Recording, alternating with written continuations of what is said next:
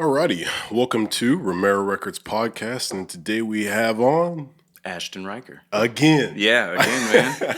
It's awesome to have you on, man. It's good to be back, man. Deja vu. Yes, absolutely. In the new studio. In a new of course. studio, so it's not really deja vu. It's like a different feeling. But Absolutely, yeah. So I've definitely been keeping track of you. You know everything that you've been doing, and it's great to see you still working, still grinding through everything that you've been through. Now I really. You know, when I was thinking about, I've been having on some repeat people, and I really wanted to bring you on, basically just to enlighten people on what you've been going through, and then also of course your music and everything else in life that you're doing. So I guess take us through through COVID, because when did we do our podcast? Dude, I feel like we did. It was 2020. Was it 2020? I feel like it was 2020. Maybe it was 2019 even. It was a while back. You know what? It might have been 2019. So yeah, actually, I think it was pre-pandemic. Okay. Yeah, Dang. I think it was. That's crazy. I think it was.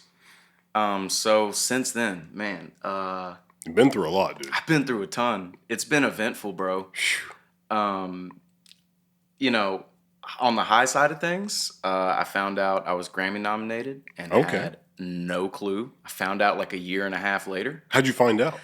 So I did this session, and I didn't get a ton of information for it other than that it was for Royce da 5'9", and I just figured it was going on a mixtape or something. I was just doing some background work, and then like a year and a half later, my engineer runs into the guy that was engineering that session, and he was like, "Yo, does Ashton know that he's nominated for a Grammy now because of what we did?" And my dude was like, "Yeah, no, he definitely doesn't know." So that happened. Working more on music, we're closer to releasing another full-length album, cut at Royal Studios. I've traveled around and done some gigs. I got really lucky during the pandemic because I didn't have any off time. I had gigs every week. Sometimes it was, live streaming shows. Other times it was, private parties. But a lot of venues in town kind of kept artists afloat. And then most recently, unfortunately, what has happened is that I found out that I have to have a liver transplant. Long story short, back in 2019, I actually got really sick. And they told me I had 2 weeks left to live. This is the week of my wedding too. Oh my God. So this was my anniversary is October 13th. So I want to say that this would have been October 6th or 7th. Going to the hospital, say you got 2 weeks left to live. Get your affairs in order. So what are you thinking when they're telling you this? I'm well, honest to God, my first thought was, I'm not going out like that. Yeah. No, you don't know me. Yeah. You can sit here and tell me that all you want to, but you don't know me. And that might sound dumb, whatever, to try and fight something natural like death. But I'm going to try. Yeah. I'm going to try, man, it was bad. So I was really obese for most of my life. And I ended up going from 323 pounds down to 160, something like that. That's a transformation, dude. Yeah. But in 160 did not look good on me. I got broad shoulders, bro. I was just skin and bone. My muscles atrophied. My body was rejecting food. And then I started forcing myself to eat, which I had not had success with before. Started working out. Tons of changes in my life got me healthy.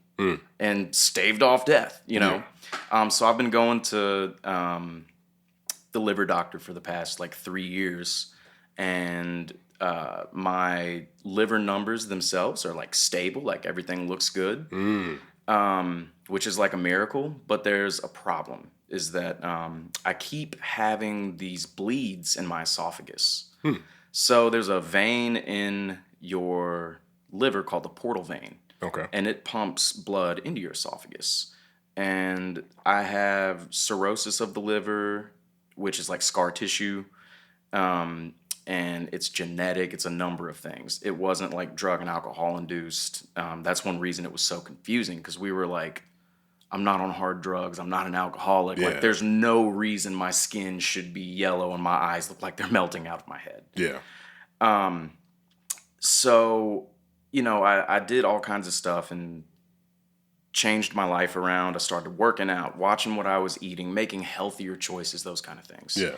So fast forward a little bit, got back to gigging. Everything was going well. I had my first bleed.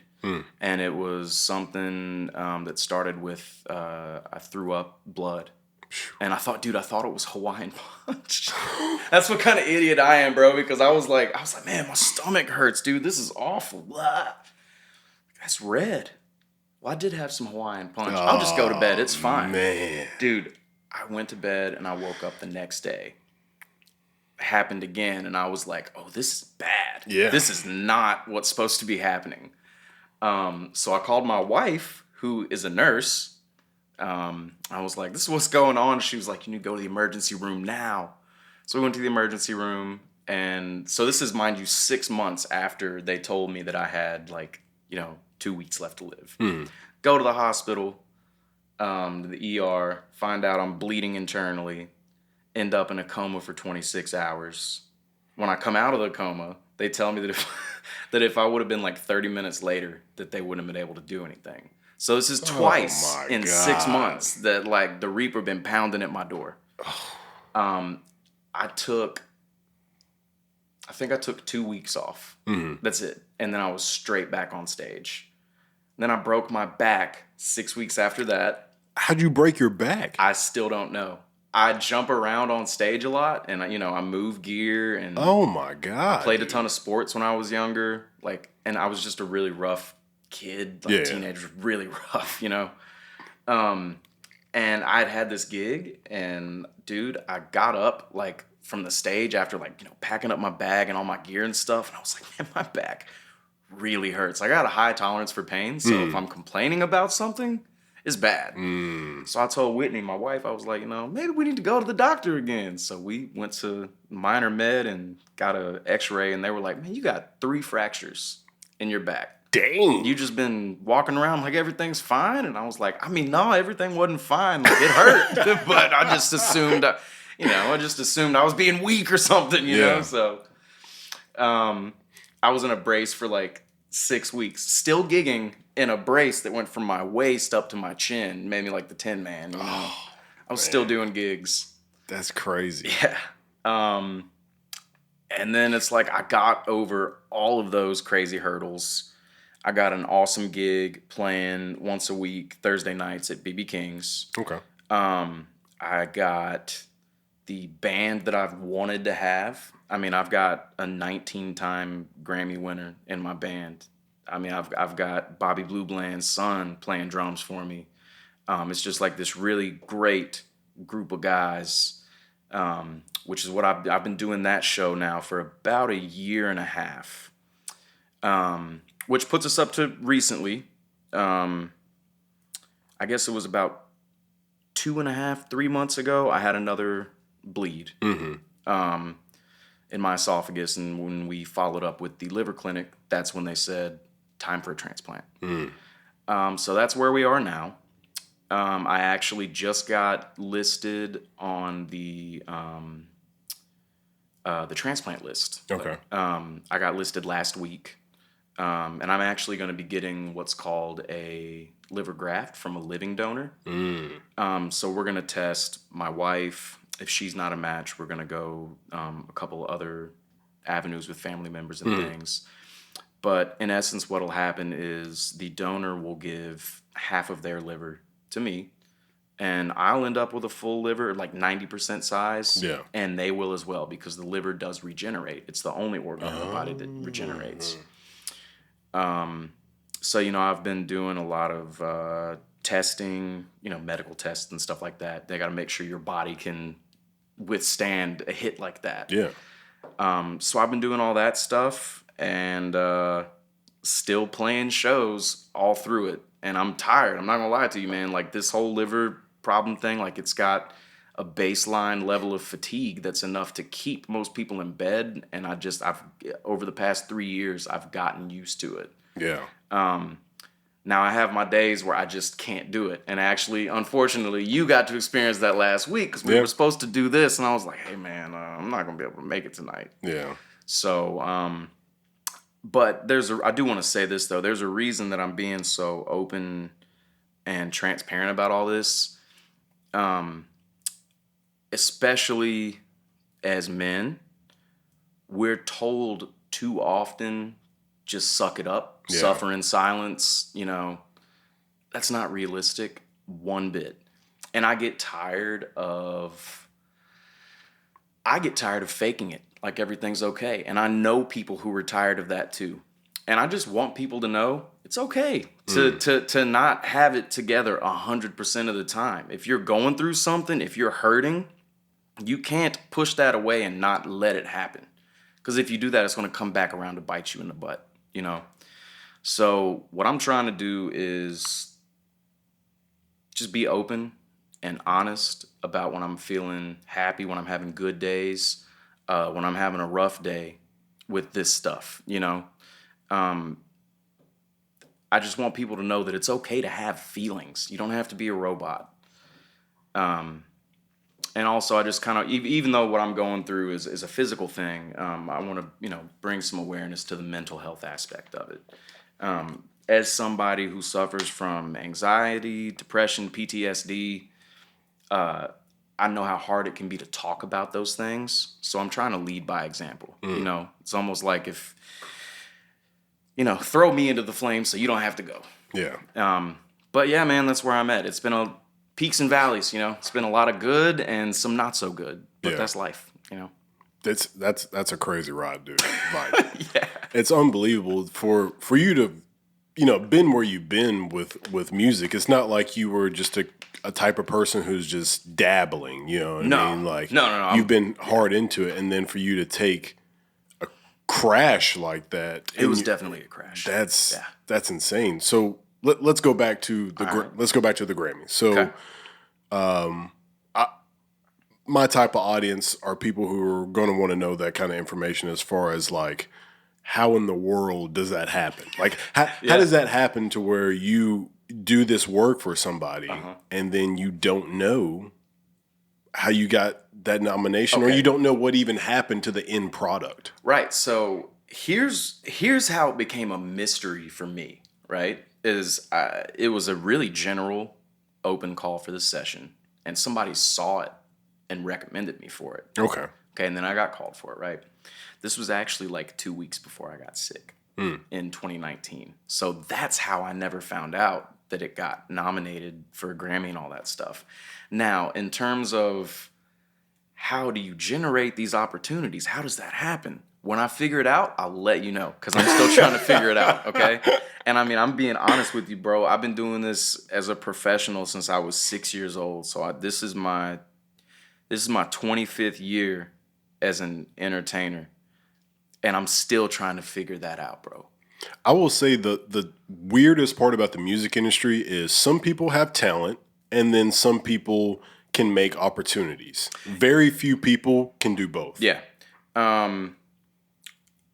As we all know in this industry, and if you don't know, I'll be the one to tell you, it's not always what you know, it's who you know.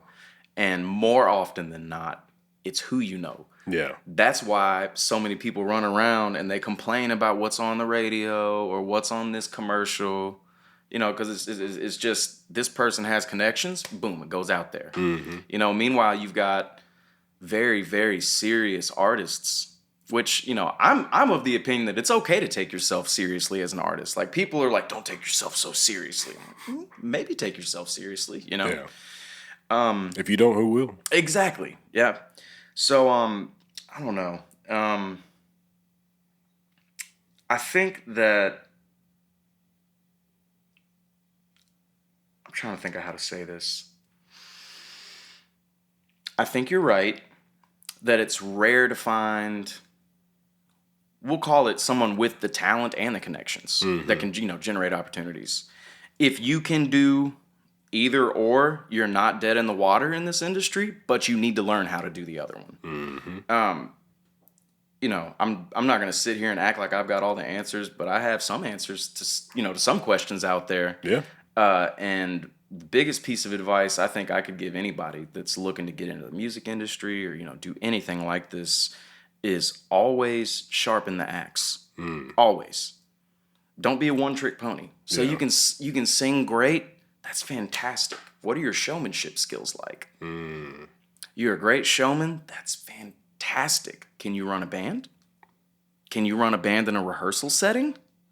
Also, can you communicate with promoters? Can you communicate with the sound guys? Your needs as an artist. You know, I've seen a lot of people get the big ego because they've got one or two cool things going on, and then they get put into a setting where they're not used to it, and it's like they fall apart because they don't have that foundation that they need, you know? So that's something I hate to see. Like, I hate to see these artists, and I don't even want to call them one-hit wonders, but I hate to see these artists that come out and that, you know, they're hot for like a year and a half, and then you never hear from them again. All right, good segue. Glorilla. Yeah, I said it. So what do you think? Woo-wee. What do you think? All right. Number one, here's what I think. This is just Gotti every time he sees anybody. Yep. Man, I can sign him, man. Yep. I can sign him, man. I promise I'll put some of them CMG chains on him, man.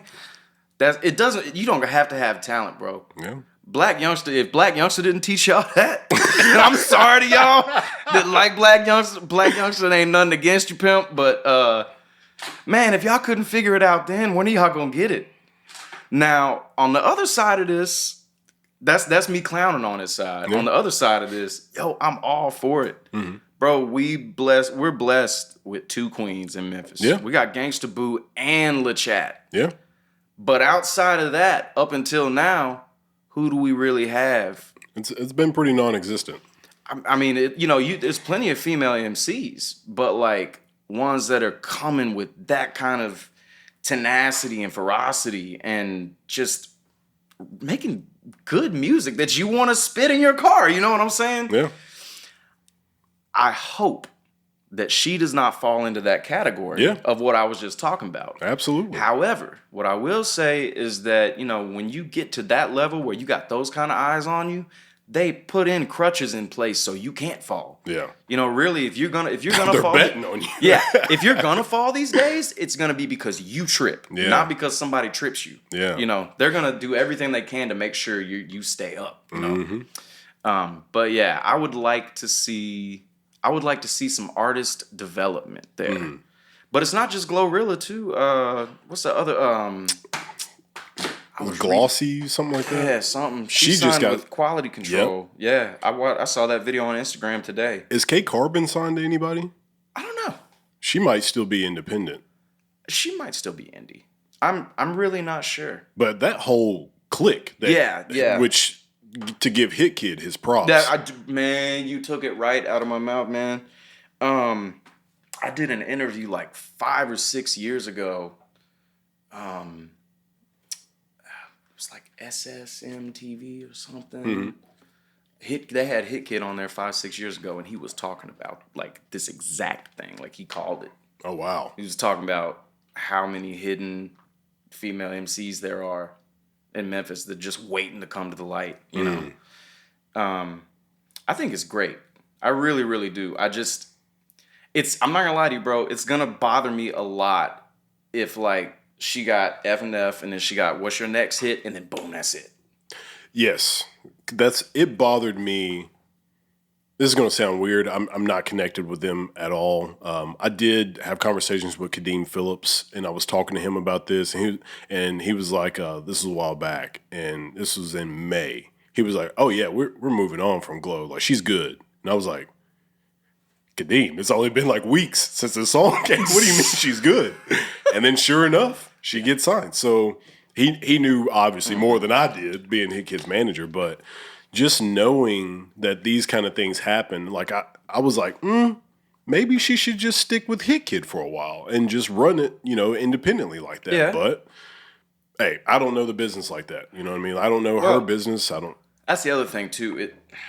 When you're talking business in terms of like what an artist wants to do, Yeah, that's a really crazy decision that people have to make now. absolutely. Because, and I almost feel like it's like this argument that I'm about to bring up is more prevalent now than it was like when I was a kid and kept hearing all these, old rock and roll heads talk about don't sell out to the man, bro. Well, now in the information age, when everyone is so used to getting whatever they want on demand, right now, I can watch this show right now. I can watch this podcast right now. Yeah.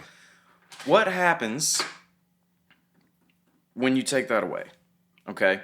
What happens when you, as we were talking about, you take away those opportunities, those people that know how to generate opportunities, and you leave them with just their talent, right? Yeah. Okay.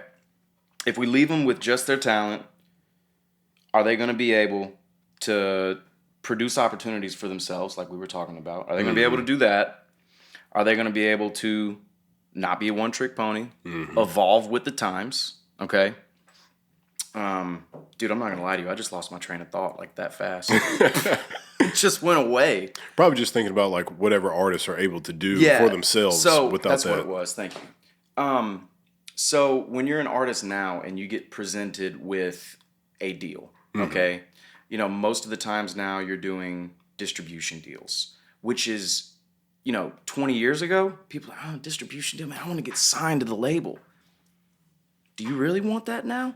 Do you really want that label over you taking your artistic control, telling you what you can and can't do? Or would you rather take that distribution deal and remain semi-independent and be able to have creative control? Yeah. That also has to do with if you take yourself seriously as an artist or not, like we were kind of talking about before. If you are one of these artists, and there's nothing wrong with this, I'm not trying to bash anybody that does this, but if you're one of these artists that I would call like fluid, you just, whatever's hot, you go with that. You change with the time. If you're going to be one of those artists, then signing with a major label might be for you. Because that label pays young people to tell them what's going to be cool. And then they'll in turn make sure that you remain cool to everybody with eyes watching. Okay. Yeah. That's my 2 cents on that part of it. Me personally, I would rather do that, either stay straight indie or get a distribution deal where I take care of the music up front and hand you a finished product and you put it out through your channels. But when you're looking to get a deal like that, that's harder to get to because that means that label trusts you and whoever you have to go and deliver the finished product that they're willing to slap their label on. That's true. And push through their channels. I never thought about that. Yep. So, you could end up in a spot where you've got a, distribution deal and it's time to deliver your product and they go, I can't put that out. Yeah. Then they send you back to the drawing board.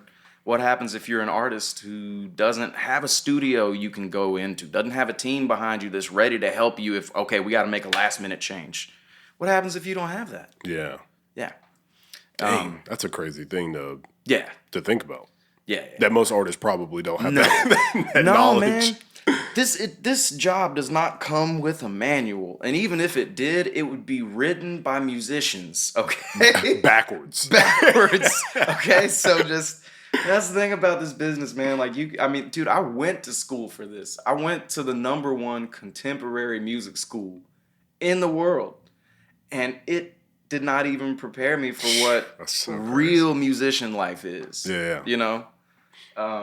That's something you just have to kind of learn on your own, and everybody goes through the process a little bit differently. Yeah. Some people hit the ground and run. Some people just hit the ground. Yeah. Yeah. Do you think that the times are changing, people are getting more educated, we've got internet, what I mean? Like they didn't have that back then when they were, still recording on tape and all those kind of like just the ability to know more about the business. When artists are more educated, they have the ability to play it safe. You know, they can learn about what a distribution deal is or a publishing deal or whatever. I would actually venture to say that if you're an artist and you're educated, you can take risks instead of play it safe. Okay. If you're educated, you're taking calculated risks instead of blind risks. True. And in a business where everything is for the most part blind, if you can get some kind of calculation going about how I can rebound from this or how I can land and take this and run with it, you got to take that opportunity. Yeah. That's just my opinion on that part right there. Yeah, I mean, that makes sense because instead of going in blind, you're like, well, I can take this risk because I know what the chances are of something bad is going to happen. So, but that's the other thing too is, I mean, you know, you can have all the statistics in the world in front of you, and then you get into whatever situation, and it might not go that way. Yeah. You know, we just preach an artist education on this episode. Absolutely. For real. Like it's serious, man. Artists, if you're listening, please pick up a music business book. It's not that hard. It's not even that boring. It's only boring for a little while. But then think of it this way. If you pick up those books and you learn about those things and you do get that call from a label, that's one less person you got to pay if you know how to do that. Yeah. Right? Yeah. Yeah. It can be pretty strange running into certain artists who like don't know stuff because you're like, it's like you feel bad for them. It's like it's like when if you know somebody's getting cheated on by their spouse, and then it's like you have to see them every day. Yeah, and you're like, oh man, yeah. I want to tell you this. I want to tell you so bad, but I can't be the one to break it to you. Yeah, that's how it is seeing an artist who doesn't know anything about the music business. Like they're just out there making music, and it's like they're just out there making money for somebody else. Oh, they're definitely making money for somebody else, man. And that's the other thing you got to remember, too, about this business. It doesn't matter how many zeros and commas they put at the end of that deal memo. At the end of the day, this is a business run by pimps, drug dealers, and thieves. Yeah. And there's a bad side of it, too. That's an old school Hollywood quote, man, but it's true. I mean, like, show me another industry that has so many, like, back then to now success stories. Other than that, you don't. I mean, maybe the food industry. A lot of chefs, maybe. Yeah. I read a lot of biographies and stuff like that. I'm a big Anthony Bourdain fan, but like a lot of like really famous chefs come from like less than ideal conditions and then turn their lives around and become these Michelin star chefs. I hear about that in that setting. I hear about it in the music industry a ton, but like. Your ambulance driver is not like, it's not like, yeah, man, I was on Smack 3 years ago. Like, it's not happening. Do you say Le Bonheur or Baptist? Like, where are we going? Yeah, no. Yeah, like the music industry has that rags to riches type thing. That's it, rags to riches. That's what I couldn't remember how to say. Yeah. Yeah. But because of that, you got to watch out. Mm-hmm. Always watch your back. Always have it in writing. I think that would be another key piece of information is if you can, always have it in writing. And that goes back to what we were talking about, like with the Glorilla situation. Like, obviously, I'm a huge on artists being loyal to friends and people like that. So it looked like she was glowing up with Hit Kid. So I was like, why don't you just stick with Hit Kid? He looks like he knows what he's doing. He used to be signed with Rock Nation. Right. Stick with him. But again, I don't know her situation. Right. Maybe she needed something like a Yo Gotti to help her get to where she wants to be. So, and the other thing too, though, everybody's all, we sitting here talking about business and deals. Everybody's all excited for Glorilla and all this stuff. No, none of us know what that piece of paper looked like. Does she own those masters? What do you think? What do you think the percentage of a chance that she owns those masters are?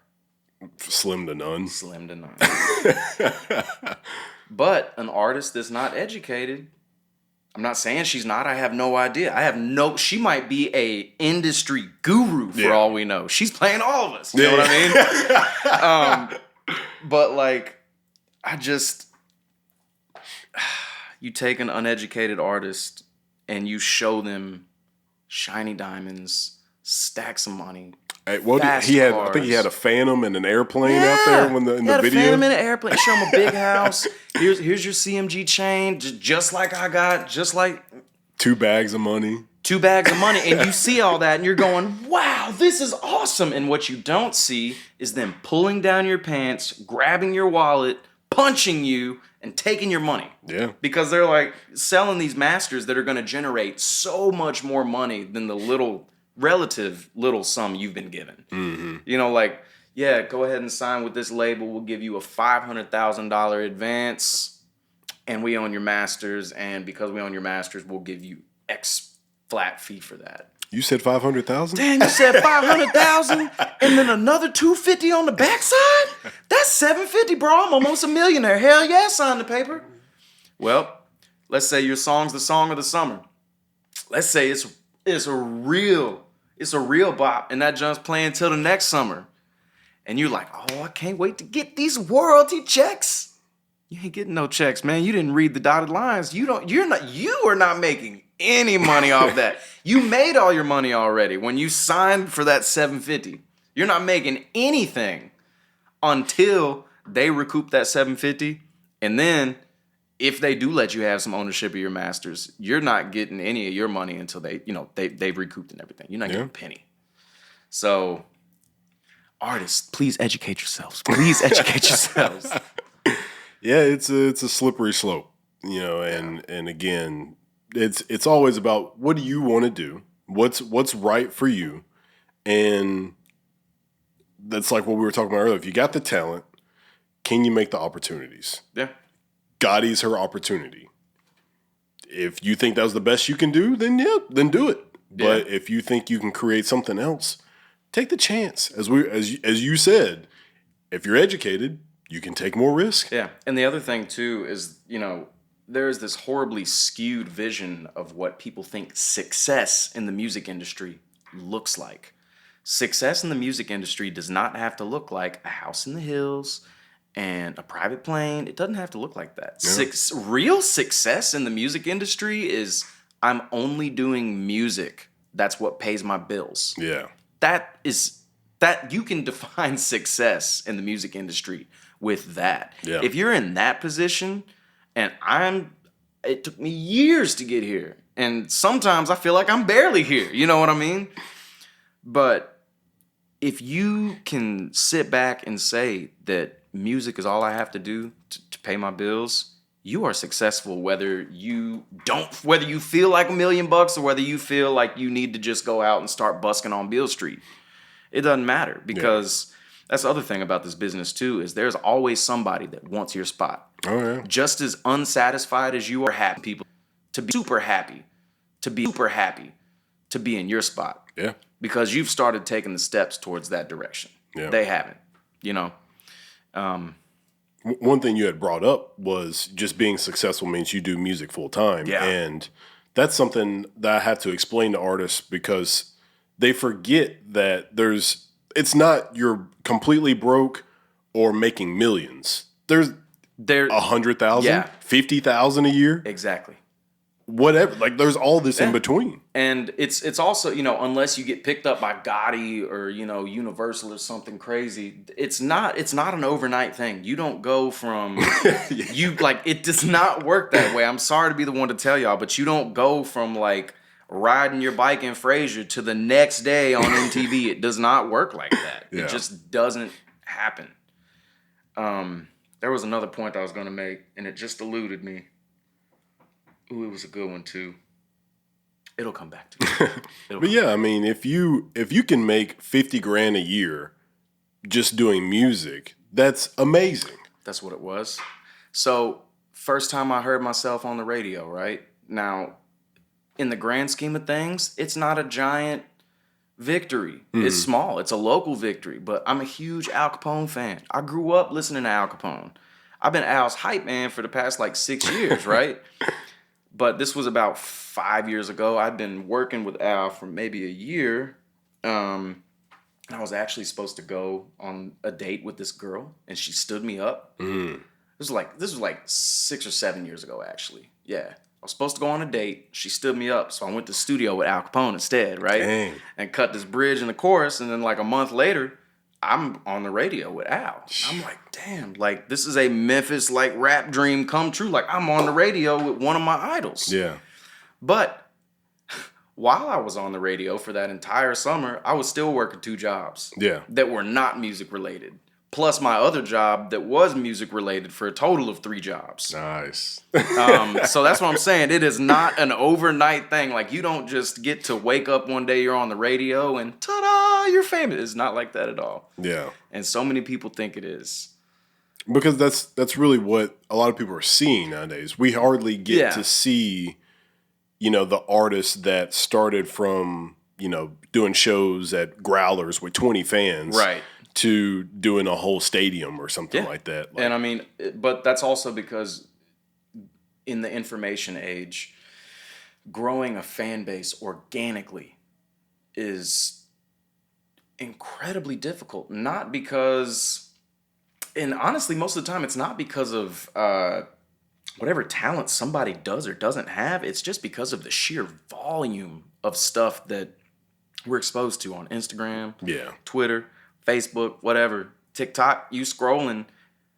So let's say you sit down for 30 minutes of phone time, whatever. I don't know how people do their things. I just grab my phone and start scrolling. But let's say you're like, oh, I'm going to give myself 30 minutes to scroll. And those 30 minutes that you scroll through TikTok, how many desperate, starving artists with their guitar or with their mic are you going to just scroll right by without even thinking to give them a listen? Yeah. It's just because we're programmed to just... swipe, Yeah.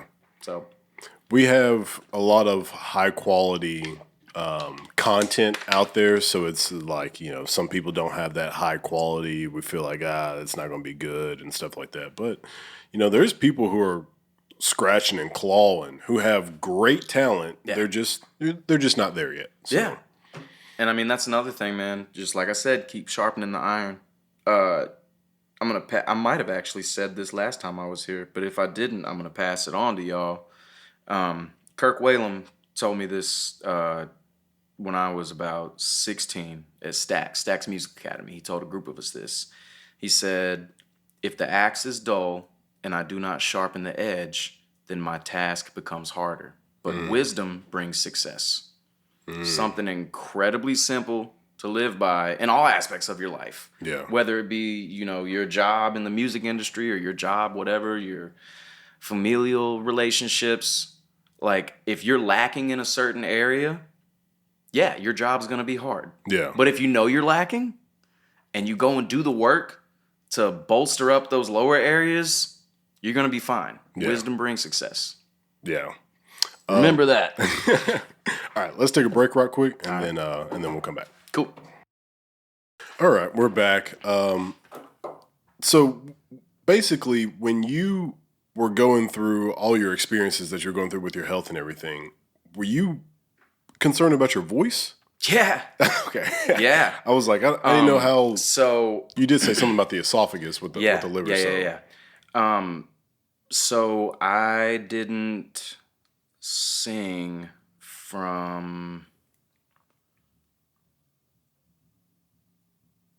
7 months.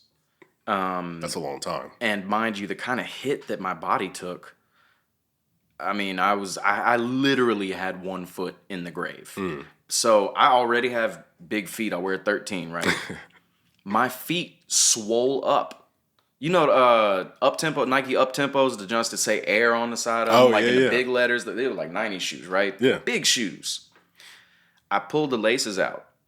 In size 13, right? Pull the laces out, and my feet would barely fit in the shoe, like wide open. I have pictures where my foot is literally yellow and like that big. Ankles like that big around. God. So I couldn't walk.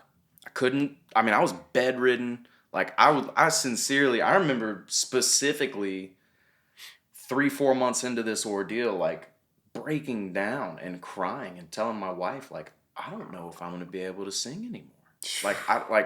As a singer, like rapping and singing are a lot more close together than you might think, especially because you have to have your diaphragm. Your diaphragm has got to be working properly for you to be able to do anything as a singer or a rapper.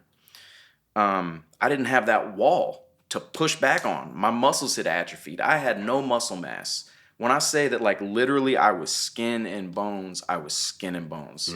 When I started trying to work out, I was so weak I couldn't lift anything. I couldn't lift a bottle of water, so I stood in my bedroom and just lifted my hands. The first show I had was first show back from being sick was a live stream at Royal Studios. And I want to say that was in April of 2020. Was that the one for the Grizzlies? That was a different one. Okay. That was actually 2021. That was in January of last year. Oh, okay. But I did this live stream show. It was a 45-minute set. Ooh. Which is nothing. That's like super standard. Like, okay. Man, like 45 minutes, that's nothing. I do that 4 times every Thursday night. We do, 3-4 sets of BBs.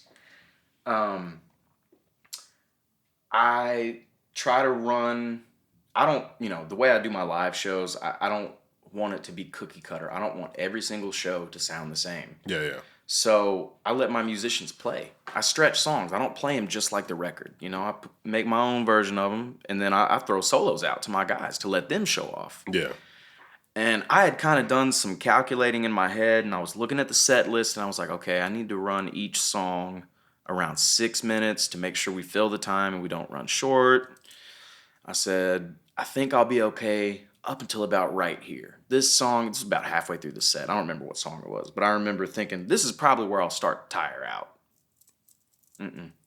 Second song, I remember, and I went back and watched the footage. Like, you look at my face, if you look really close, you can tell I am struggling. I caught a cramp in my rib cage, and it's like, most of the time it comes from overuse of your diaphragm. In this case, it was from engaging my diaphragm a lot after not having done so for a really long time. And it's in a spot where, like, you cannot stretch it out. And I'm in the middle of a live stream where people are, like, sending tips to the band and everything, so you can't stop it. And I'm sitting there singing soul music, Al Green, just smiling and dancing with a horrible cramp in my side. God. But yeah, man, I was really worried about my voice. Outside of the diaphragmatic issues of not having that muscle wall to push against, your voice is like, if you don't use it, you will lose it. Not in terms of like you'll go hoarse, but they're perishable skills. Yeah. It's like you had a rhythm going, and then you just... Dude, I'd been in a rhythm since I was 6 years old. Yeah. Like, no, I'm dead crazy. serious. And then all of a sudden, it was like, okay, no more music. Shoo. So, there's things that I did to, and still do, to try to make sure that my voice is as healthy as possible. Throat coat tea, I should probably buy stock in that company. I probably keep them in, all vocalists are keeping them in business. Throat coat tea with, honey and lemon, different lozenges. I drink an absurd amount of water.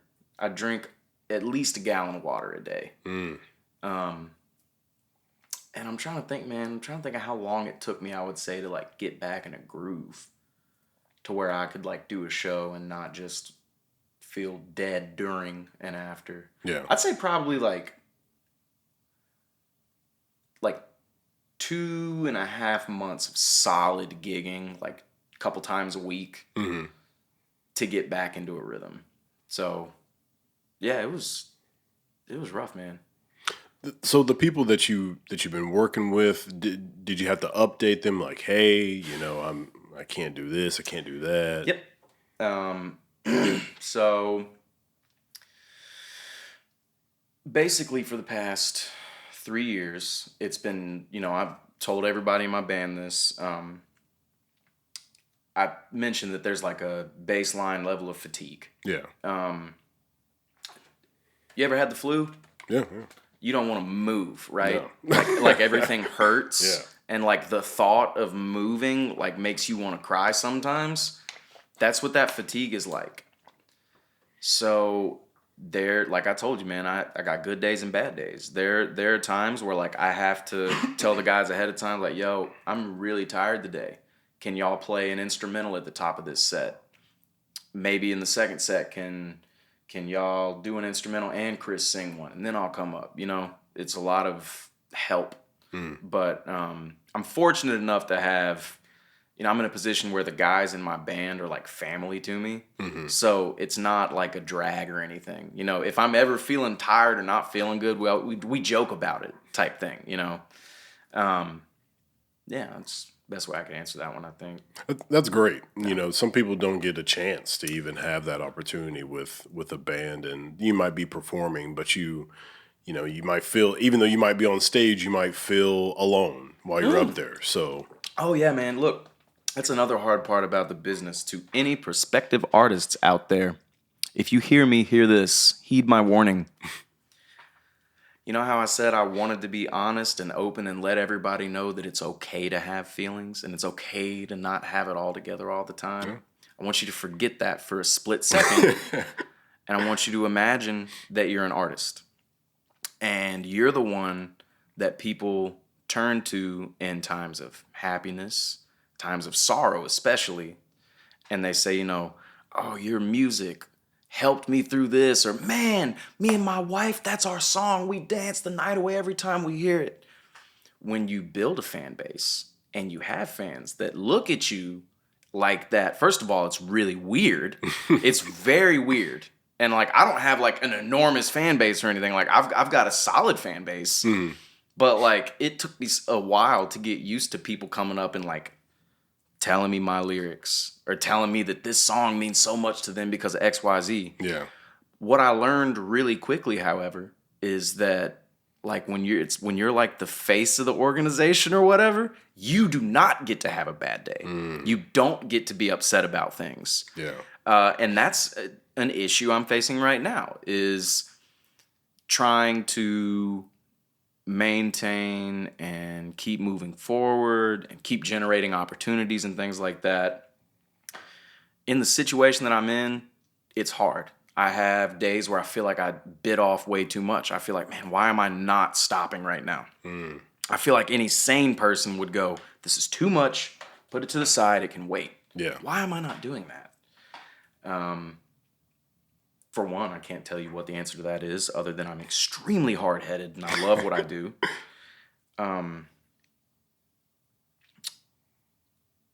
When you're an artist and you have people looking up to you, you don't get to have a bad day. You don't get to put it on Front Street when you might want to. I've played gigs when I've had a family member pass that day, or the night before, or maybe I had a broken back. Let me tell you, when there's money involved, nobody cares what you have going on. Yeah. Like, they don't care. It's like, dude, I don't care that grandma died. Like, there's people waiting to hear you sing. Dance, monkey. Yes, exactly. So be ready for that shit. It's gonna happen, man. Like, yeah. And that's something that I think social media has kind of messed up for us, because we start to like, oh, Lil Baby was at the Lenox Mall. Oh, Da Baby was, doing this. And so we see them at these places and we're like, oh, I go to that place. There ain't nothing special about that. So we start to feel like we're in their lives. Yep. And then especially if you're a huge fan of the person, you forget that if you actually met them in person, they don't know who you are. Yeah. So you kind of get like this and entitlement. They're people too. That's the thing. Art, like too. Like your favorite artist, like pick the biggest. Who is the most famous artist you can think of? I'll probably say like Adele or Drake or something like that. Guess what? Adele still shits. Adele breath is still funky in the morning when she wakes up. Okay, just like you and me, bro. But like, try telling one of her super fans that. Yeah. Somebody that drove 10 hours to see a concert and paid $250 for these tickets. Try telling those folks that grandma died or that you broke your back. I'm like, I don't give a shit. You better hello from the other side, Adele. Like, I don't care.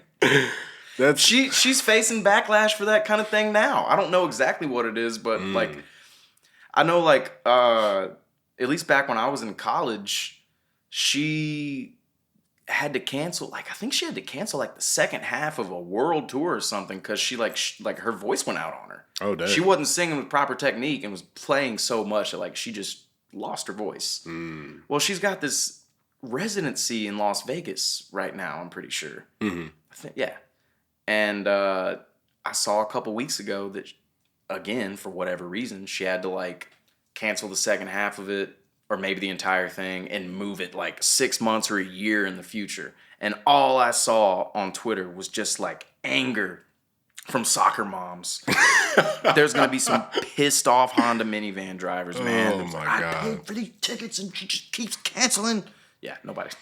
They don't care what you got going on. Yeah, that's so sad. But Adele's a person, though. Yeah. What if she's having some vocal issues, like... She ain't had none of that throat coat. Yeah, had no throat coat. Something as simple as that, man, Yeah. But no, y'all want to throw her under the bus. Yeah, I mean, even like the simple things is when she lost all that weight. Oh, yeah. And people were upset with her for losing. It's like, who told you were allowed to get skinny? You're not supposed to like yourself like this. I was shocked. I do remember being shocked, and it was funny because I got skinny at the same time. Oh, okay. And like, I legitimately remember like scrolling through Instagram one day, and I'm like, damn, who is that? I was like, Adele? I took a page out of my playbook, baby. Oh my goodness. Yeah, I mean, that's the type of stuff where you're like, that's that they're a person too type stuff. Yeah. They're allowed to change. I think we saw Lady Gaga go through that. She changed her management, and we also saw her kind of change as a person. Like, she used to be very elaborate. And she's kind of, I would say, calmed down a little bit. Do you think that was her being elaborate, or do you think that was the label being elaborate and saying we need a new, updated female Elton John?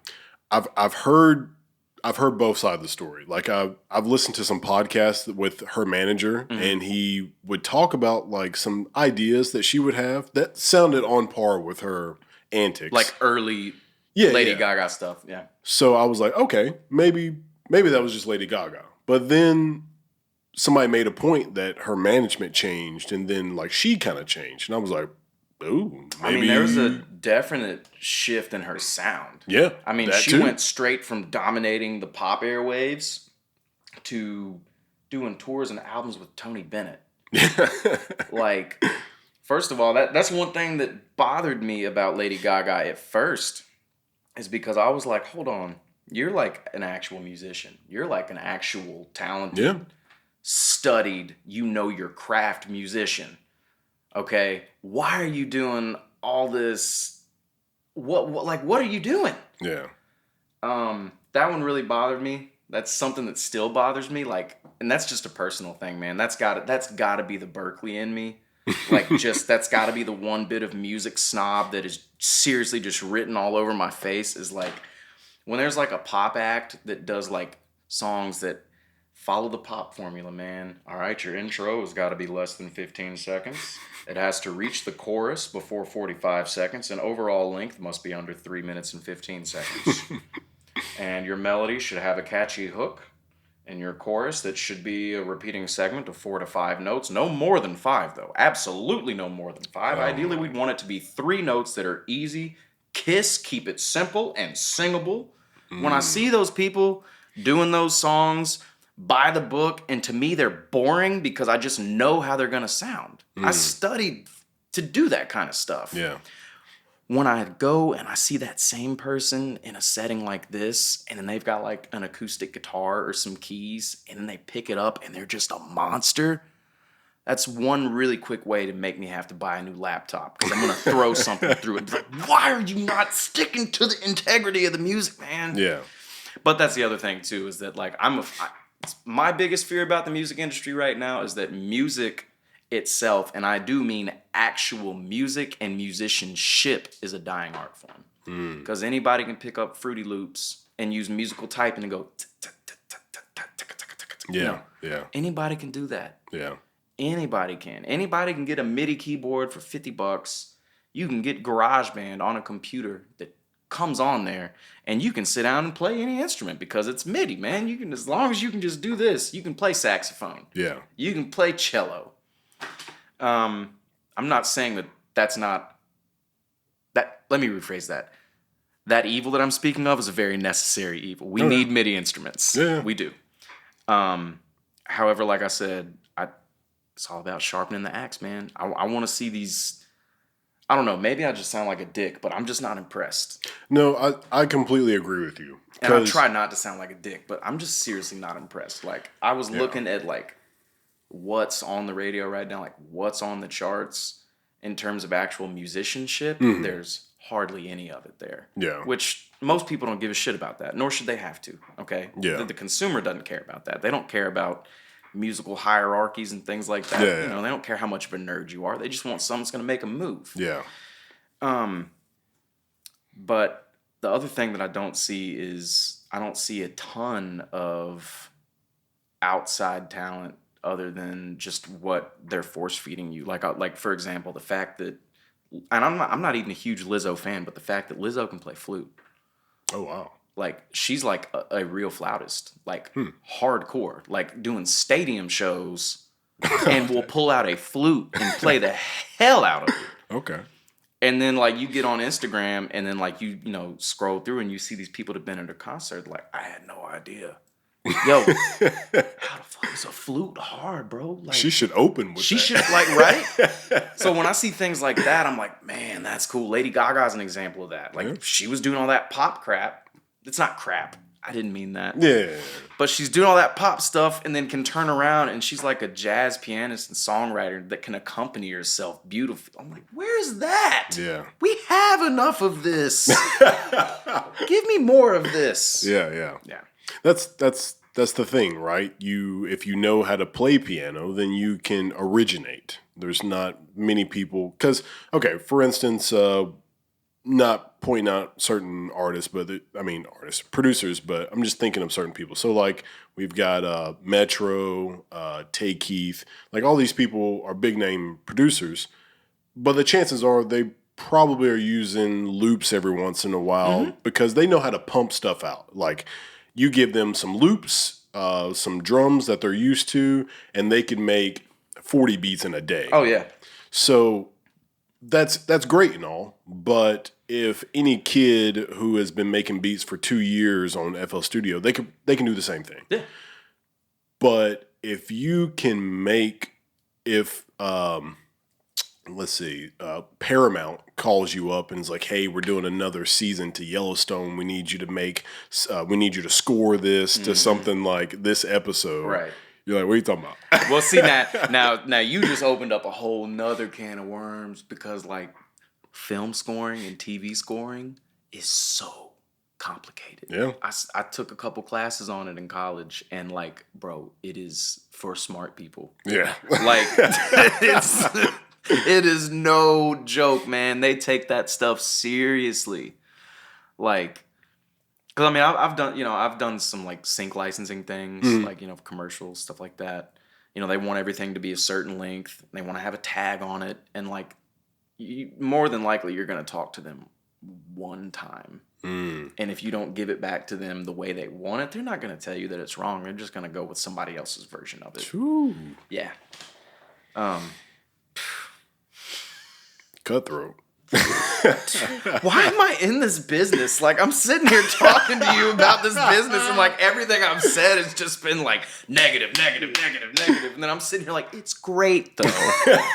It is, man. I promise it's great. And, yo, It's a love-hate relationship. It is definitely a love-hate relationship. And let me backtrack, too, because I don't want to discourage that kid that is sitting there on FL Studio making beats. Yeah. That's the last thing I want to do. The way I would rather have people receive my argument is like this. If you can play Guitar Hero so damn good, why don't you pick up a real guitar and be a real guitar hero? Yeah. That's and, you know, it might not be for it, but some people just don't want to do that. And they don't have to. Some people flat out be like, bro, I don't want to learn music theory. I don't want to learn the technical side. I just want to rap. That's great, bro. Be a rapper. But just know that there's 10 million other people trying to be rappers too. So what makes you different? Yeah. So that's what I've been saying this whole time, is having other skills in your bag that you can go to, not go to, but just, bring to the table. You got to have something to stand out from the pack. Yeah. And when I talk to artists who are recording, I'm just like, it's important that you just learn studio vernacular. Oh, yeah. So if you know how to tell an engineer, like, hey, can you not cut? My vocals are too wet right here. Yes. What you mean? There's no water on the computer. Right, yeah. Yeah, just knowing certain vocabulary words in the studio, like, it's going to make your engineer go, oh my God. Yeah, well, that's the same thing I was talking about with when I was like, okay, you can rap. Can you run a band? You can sing. Can you run a band? Same thing in a live band setting. Like, if you're in a rehearsal, you're not even at the gig yet. Let's say you're in rehearsal and somebody's jamming, they're taking a solo. How do you know when it's time to get everybody back in? How do you communicate that to everybody else? How do you communicate that it's time to end the song without going, okay, guys, we're going to end in 4 bars? You don't do that, right? There's a vocabulary was, hey, man, we're going to vamp. Just keep vamping. Oh. What the hell is a vamp? Keep doing what you're doing. This section of the song we're playing, keep playing it till I tell you otherwise. What does this mean? That's universal for right here. We're coming to a close. It was like, hey, all right, check it out. Somebody requested Let's Stay Together. You know it? Yeah, I know. Okay, cool. What key? F. How are we going to get out of it? Tell you what, go through the chorus 3 times, do the turnaround twice, then do one more chorus with a retard on the end. Somebody's going to sit there and they're going to go, first of all, you can't say that R word. And it's like, no, retardando. It's just gradually slowing down to a stop. It's a musical term, like, you have to know these things. Otherwise, and I know this from, and thank God, not my experience, but from watching other vocalists just fall and hit their face. Like, be in a setting where they got called to be on some show that, like, the band playing is, and yes, this is a very specific instance, and no, I'm not going to name any names, and yes, it is an artist that people know. But I have seen it where somebody established came in to do a show with a band that is a hell of a band. I'm talking about guys that have played with everybody and then some. So they know what they're doing. They don't mess around with amateurs type thing. I've seen people get up, grab the microphone, and the band, okay, what song are you doing? And then go, I'm doing XYZ. And they go, what key? And they go, huh? And then the next thing you hear is everybody going, oh, this motherfucker. God. And then, start the song, and then it falls apart somewhere, and then they don't know how to get it back on track. And the next thing you know, everybody's angry. And this person that it feels entitled because they're on right now suddenly is freaking out, throwing a tantrum because they don't have a clue what they're actually doing. They're used to somebody telling them how to do all this stuff. But when it's time to be an artist on your own and there's no one to hold your hand, falls apart. Whew. And I've seen those looks from those OGs that played on those songs, looking at that artist like, how dare you even attempt to do that? Yeah. I'm like, man, I don't want those eyes on me. I'm doing my homework. I'm going to learn all the vocab I can. I'm going to watch videos of other people doing their live shows to see if I can pick up on anything. Yeah. I'm going to get in the old heads' ears. I'm going to ask them tips. Old musicians love to talk. Just ask one. Any question, you'll get answers to 20 more questions than you asked. Yeah, man. It's really interesting to find out, like, who knows what and who's capable of what, like what you were talking about with Lizzo and the flute, like just being able to see the capacity of an artist and like how they evolve, what they end up learning. Because like if you are at that level of like a Lady Gaga or something like that, you borderline have unlimited resources to learn whatever you want to learn. Oh yeah. And so there's some pretty good info I got, or advice I got from somebody. It was be great at one thing, like become the best at At thing, one thing. and then it will make learning everything else way easier. Yeah. And his example was Jay-Z. He said Jay-Z became one of the best rappers, and then from there, he started other businesses. Yeah. He didn't try to start other businesses while being a great right. rapper. He just became the best rapper and then was like, okay, let me do these other things that I also wanted to do. I do want to say this, though. The model of success is not the same for everybody. Because I can tell you another, now, also very influential, not on the same level as Jay-Z, but super famous, who did it the exact opposite side of Jay-Z, is Dolph. Okay.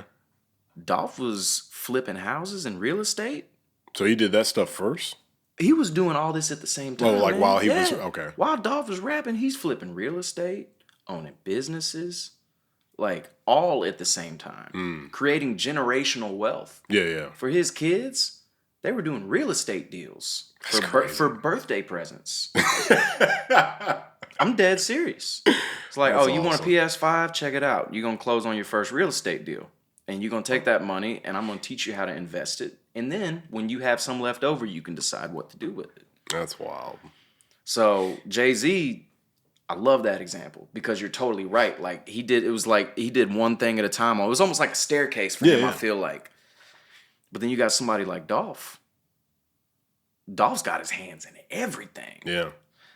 And that, like I said, man, the model of success is not the same for everybody because I've seen it happen where like I've seen like some people that are like just somebody I consider to be a master at something, and then maybe somebody that I feel like stretching themselves a little too thin, and then it's the one that's stretched thin that ends up hitting on something because they've got their hands in everything. Yeah.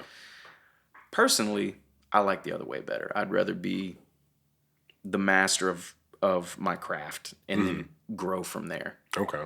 That's what I'd like to do. I mean, my honest to God goal, like through all this, and it's been my goal since I started this, was by the time it's all said and done, and this isn't even like, this goal comes before any of the clout goals, like the Grammys and all that stuff. The goal that I have for myself before all of that is I want to be able to sit behind every single rhythm section instrument and play it to the point of studio capability. Oh, wow.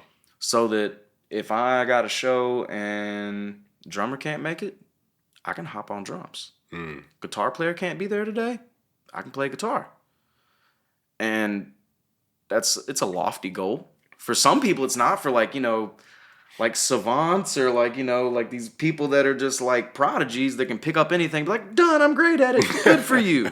To you, I hate you. But no, man, that's my goal, dude. Like sharpening that iron, man. I got an electronic drum kit in my studio now. I got guitars in my studio now. I got a bass in my studio now. And every single day, no matter how tired I am from that fatigue or whatever else is going on in the world, I make it a point to sit down behind one of those instruments, at least one, and play for 15 minutes, 20 minutes. And then if I'll say I'm only going to play 30 minutes, it's always like 4 hours. So yeah, that's my personal goal. And then comes all the fun stuff, like I want to win Grammys and like leave behind a musical legacy and all that, cheesy artist stuff. So what do you got coming up? Like, what are you working on? Well, right now we are finishing pre-production for my new album. I could tell you what it's going to be called. I hadn't announced it anywhere. Break it out. Tentatively, it's called Grow Up or Be a Rock Star. And it comes from a real conversation I had. It wasn't so much a conversation, so much as was a scolding. This is I was in high school. It was like, I think it was my sophomore year. I was taking geometry. I was bad at math. Like my whole life, straight A's and everything, but math, bad. Okay, like really weird. I was in geometry and I was doing music and theater at the time too, like professional theater, getting paid to miss school. Okay, my teachers, some of them loved it because like I'd be in school like 1.5 days a week, 2 days a week maybe, and I'd still make straight A's because I was studying really hard. Then I had other teachers that couldn't stand that I made good grades in their class and then would try to fail me anyway. This is actually that. This was 1 year where I was doing okay in math. I had a conference with this teacher. Yeah, Miss Moore, I ain't forget about you. Funky. I'm not gonna say all that on the airwaves, but she legitimately told me, she was like, you need to give up this dream you've got because it's not gonna work. Oh, wow. You're not gonna be able to be a musician or an actor. You need to just grow up. I said, grow up? I'm gonna be a rock star. She said, well, you better grow up or be a rock star. I was like, I'm picking rock star. I'm picking rock star every time. So yeah, I've carried that chip on my shoulder for so long, and it makes me mad that I was like, ooh, why didn't I name my first album that? Like, just get this aggression out. Every album, Rockstar 2, Rockstar 3. Exactly. So, and this one, sonically, this one's gonna be different, for me anyway. Like, to my fans watching this, they'll know I got 2 different lanes I operate in. I do like a soul music thing, and then like on the other side, I'm straight up in the Memphis rap scene. Yeah. You know, singing for Al and Frazier and White and, you know, people like them. This album is definitely gonna lean more towards that soul music side, which the fans, and I'm trying to make sure I don't alienate anybody because I want everybody to be happy, but you're not able to do that. The rap game is what put me on, is what got me some buzz and got me some fans.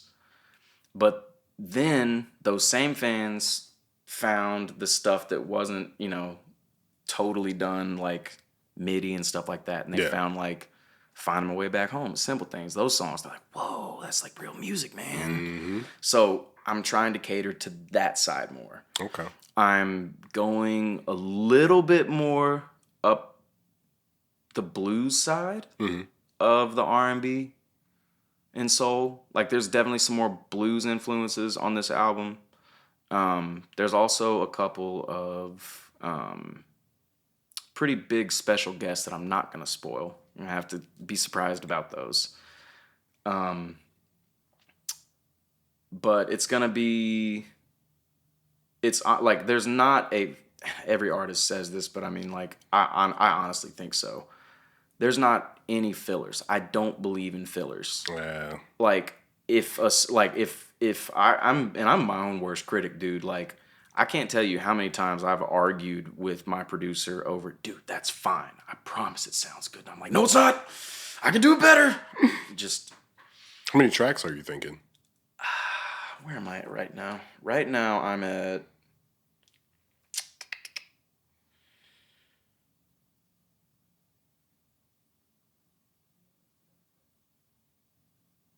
13 right now. With no fillers? No fillers, bro. Everybody, Ashton Riker has got 13 tracks. No, Drake could never. There's literally not a single song that, like, in terms of things that I have showed to people, and mind you, people that are gonna tell me like this ain't the one, bro. You know, like those kind of people. There has not been a single idea or demo that I've shown to anybody that would tell me otherwise, or in my band. You know, those guys are definitely obligated to tell me what's up. Nobody's been like, I don't know about that one. Every single song has been like, what? And we kind of joked about it. That like, somebody was like, so you just had to die first to get your superpowers? That's all it was? So I was like, yeah, I guess so, man. I guess I had to, you know. It's either that or go through a hard breakup. Right? I mean? Like, and I'm not trying to go through a breakup, man. I love my woman. Because, I mean, we had like 50, you know, he got shot, came out with, was it The Massacre? No, 50 got shot and came out with Get Rich or Die Trying. Get Rich or Die Trying. Yeah. You know, every time we say The Weeknd or somebody else, gosh, who is it? Like, I don't know, Chris Brown or somebody, like they go through breakups or whatever, and then we get the best music out of them. So, I mean. We were just talking about Adele. Didn't Adele, like, Oh yeah, she did. Yeah, she sings it in her music. She talks about yeah, man, another person. So that those type of traumatic things will bring stuff out of people. You know? See, the thing that I don't, and I mean, I can only speak to myself and the artists that I've seen in documentaries that do this kind of thing, but I am definitely guilty of it. I am and everybody's different. Everybody's got their own style. Like some people sit down and are like, I'm going to write a song today. That's great. I can't do that. I mean, I can. Chances are I'm not going to like what I put out though, because it's forced. It's forced. It's a hollow message. I don't have anything that I'm actually trying to say right then. I wait until I have something to say. And that drives my engineer / producer absolutely crazy. Saying, oh, I'm sorry, bro. But if he was sitting right here, he would tell you that it's okay, because when I do come to him with something, it's like, where did that come from? It's like all those times that that's what I was thinking of. Yeah. It just took me a while to get it out. That's awesome. But for what it looks like for me, and I imagine some of these other artists too, probably not like Chris Brown, but like Adele, I'm pretty sure like this is the cycle. It's like get horrible news, whether that be like somebody died or you're going through a breakup, and then you move to this side and it's like start moving forward like everything's going to be fine, and then realize very quickly that it's not, and you're going to have a mental breakdown. Have said mental breakdown, and then on this part of the circle it's like, ooh, this isn't really healthy. This is probably looks really bad. Like if there were a camera in my room, I'm pretty sure people would be laughing. Like Lifetime's on, I got a blanket around my shoulders, and I am crying. You know what I mean? Just kidding. The gallon eyes. Cream. Right. Sobbing into a lean cuisine. But like, I'm sorry, that visual just like just made me laugh really hard.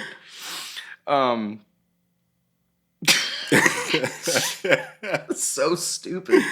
Sometimes these things come out of my mouth and like I don't get the mental picture till later, and then this happens. I just start laughing. Literally made me lose my train of thought again, because all I can think about is somebody just sitting and crying, eating a lean cuisine. We've been there before. We've all been. Oh yeah, no, but like what it definitely looks like is like, you know, there's like, for me anyway, I just like, I hold whatever it is in, which is so unhealthy. And like, I'm the one always telling people, dude, you got to talk about this stuff, bro. You can't keep it inside. It's going to bring you down. And then I'm the very person just be like, I'm fine. I'm fine. Yeah. I'm absolutely fine. Yeah. You know? It's like, so I'll give you an example. Like I hadn't written a tune in like 2 months at this point in time. Mm-hmm. I'd written a song like right before I found out that I had to have a liver transplant. And then I found out I had to have a transplant and got super depressed because it's terrifying and uncertain. And the whole time when I'm sitting there, like, I mean, this is, you know, going on for weeks. It's not something that goes away. Like in my head, I'm going, you have to write about this. That's what the remedy is for you right now. You know this, but bringing yourself to actually do it is like pulling hairs, man. Yeah. So what happens with me is I get to a point where I hold all this stuff in, and then it just comes out. When I'm by myself, it might be tears, it might be throwing my hands into the wall, whatever. Yeah. And then once I've gotten once I get to the point that it's like, okay, we're emotional, we're having emotions, it's not going away, we got to just deal with it. That's when this little voice goes, do something with it. And pick up the pen. And 9 times out of 10, when it is time for me to write a song, I sit down and the song writes itself. Like I don't have to think about it a ton. Yeah. Maybe my thinking comes in depending on like, did I start lyrically or did I start harmonically first? Like a lot of time, like this particular tune doesn't have a name yet, but it's just about what I was going through. And like the lyrics all came to me, like this first verse just came to me like that. I mean, literally, my brain was going faster than my hand could keep up, you know? So I had to go back and rewrite these lyrics 3-4 times where I could read them, go back and make my edits. And then I was like, wow, I really like this. And I feel better.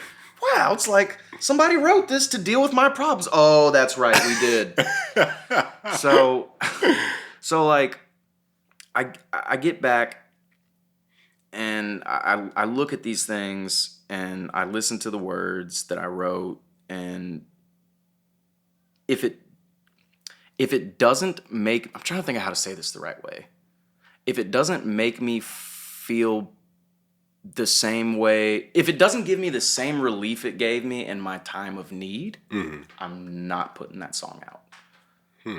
It's like, almost, think of it almost kind of like love versus lust. Yeah. When you first write a song, that's lust. You're attached to it. Yeah. You're just infatuated with it because it's so new.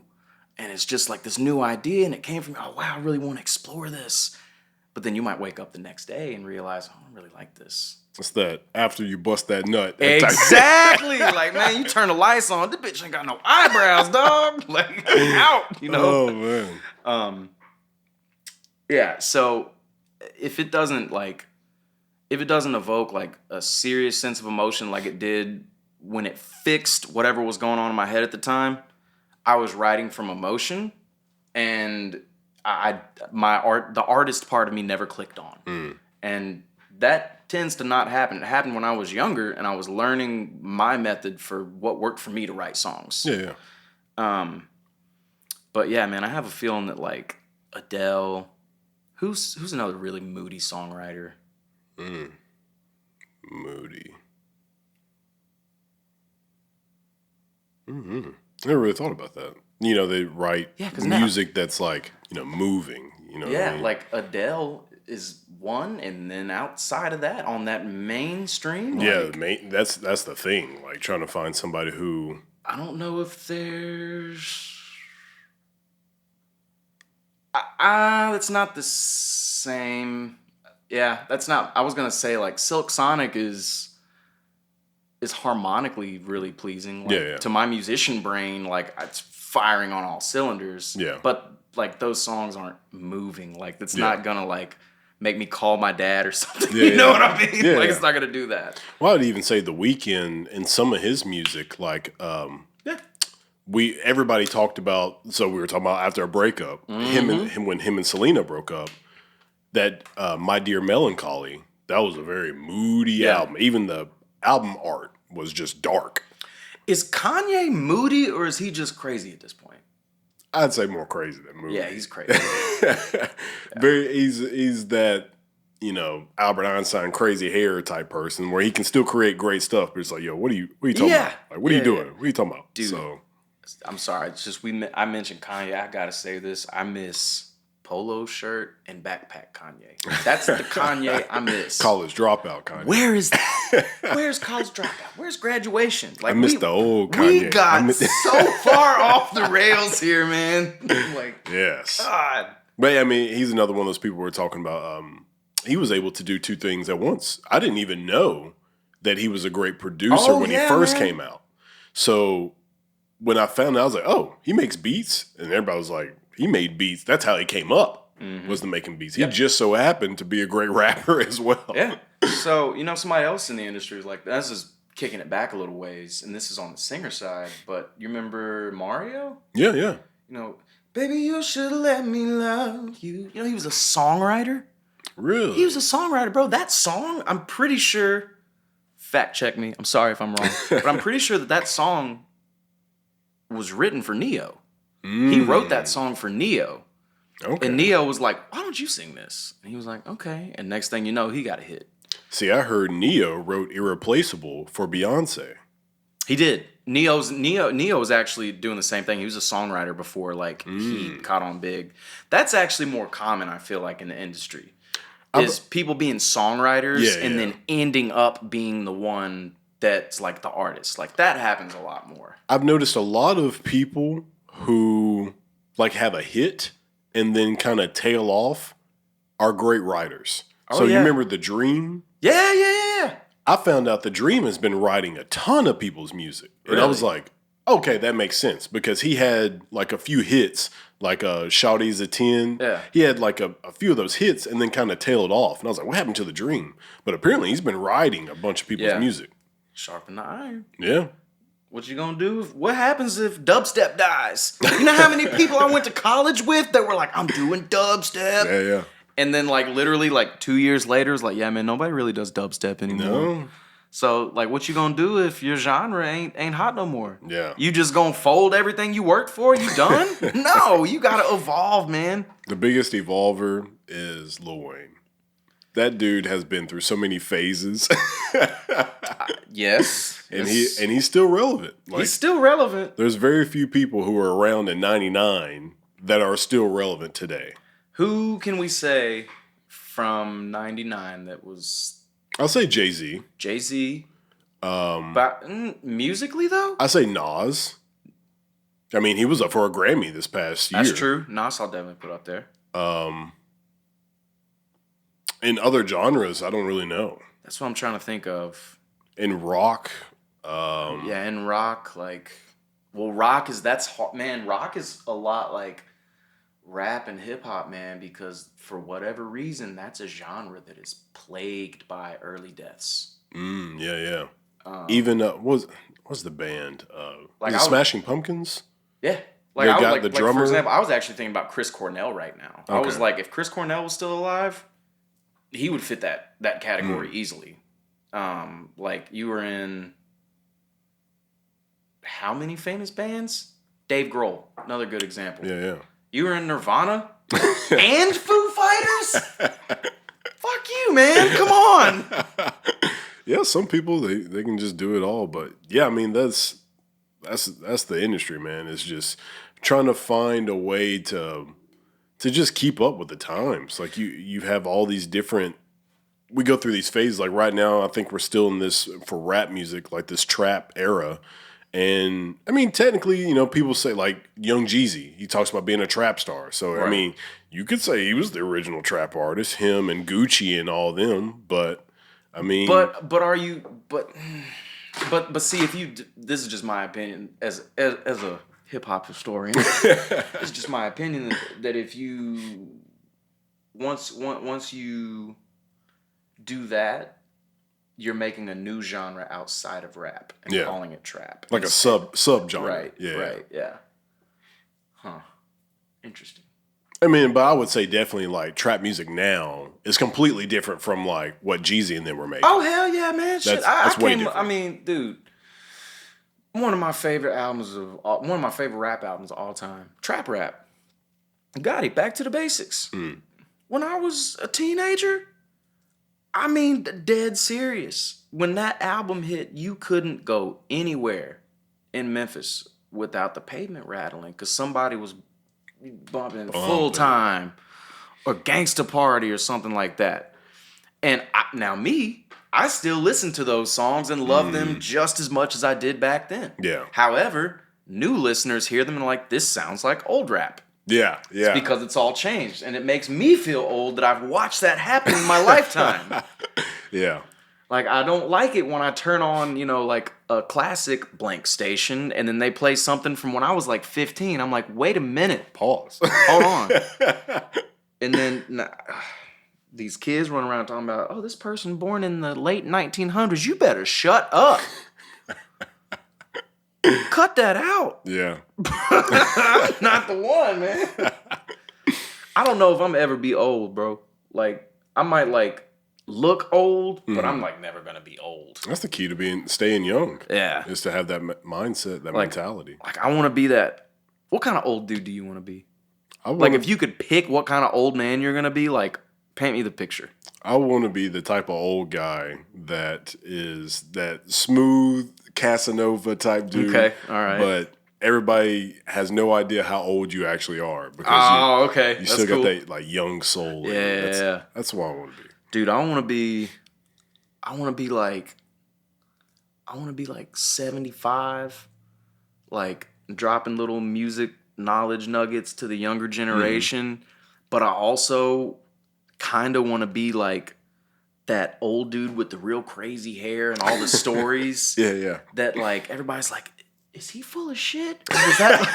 Or did that actually happen? And there's like those two people that were around back then, like, no, whippersnapper, it was real. I was there. It reminds me of The End of Life, where the dude in the wheelchair is telling them they're digging the graves, and they're like, Hey, oh man, is that them in these graves? That's what I want to be like. Like, just rolls away. yeah. I mean, like, my story is still being written, and I mean, it's been pretty crazy already. So I can't imagine what else is to come. So I'm hoping that if I'm blessed enough to be able to see 75, 85, I hope the stories that I have to tell are so crazy that the kids like, ain't no way in hell, Grandpa. Get out of here. You know what I mean? Yeah. I hope so. That sounds like fun. And that's why we record them on the podcast. Exactly. That's right. Well, man, let's wrap this up. It's been great having you on again. Thanks for having me. Give everybody like all the info, how they can reach you and where they can see you perform at, all that good stuff. Okay. If you want to see me perform, you can catch me and my band, the Memphis Royals, every Thursday at BB King's, 7:30 to 11:30. Get at me on Instagram at Ashton_Riker, ASHTON_RIKER. I think it's the same thing on Twitter. And then Facebook is Ashton J. Klein Riker. And if you stay tuned in to my Instagram, that's normally where I post all my updates. So if you're interested in this new album and when it's coming out, that's where you should look. Awesome. Again, thank you so much for coming back. Thanks for having me, man. Appreciate it. Awesome. All right. Well, everybody, thanks for tuning in, and we'll see you next time.